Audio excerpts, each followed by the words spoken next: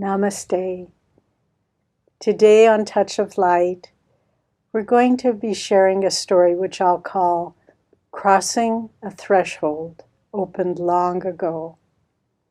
Last year, a group of us went on a pilgrimage to Puri, India, to visit the holy places in that area and to especially visit the Karar Ashram, where our Param Guru, Swami Sri Yukteswar's body resides there in his Mahasamadhi Mandir. And so we were going to meditate there. The night before we were to go, some friends and I were sitting on the beach together, and one of my friends asked me, "Oh, have you been to Puri before?" And I thought about it, and then I said very quietly, "Yes, we were here 20 years ago with Swami Kriyananda, and we went to the Karar Ashram and meditated." And I, saying that, began to awaken memories within me of that visit. So the next day, we went to the Karar Ashram and were meditating where Sri Yukteswar's body resided under the surface, under the marble.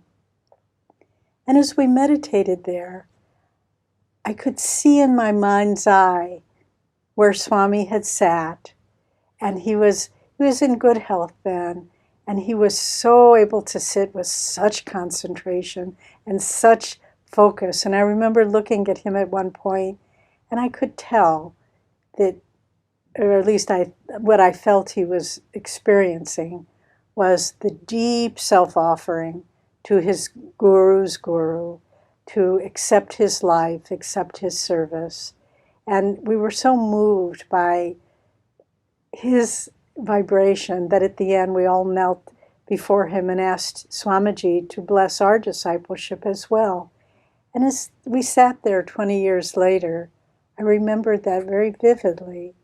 And I felt this wave of blessing from Sri Yukteswar that I hadn't felt 20 years ago. But it was as though Swami had opened a portal that was many years ago for us to feel the blessings of Sri Yukteswar. At the time, I wasn't able to feel them. But last year, I think after 20 more years of meditation, I was more receptive to those blessings coming. And I just began to realize there is a divine plan for each one of us to find God.